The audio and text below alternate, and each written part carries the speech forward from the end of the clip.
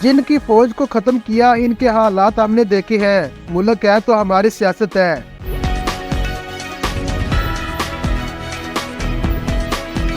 متحدہ قومی موومنٹ پاکستان کے رہنما مصطفیٰ کمال کا کہنا ہے کہ ملک ہے تو ہماری سیاست ہے، جمہوریت ہے۔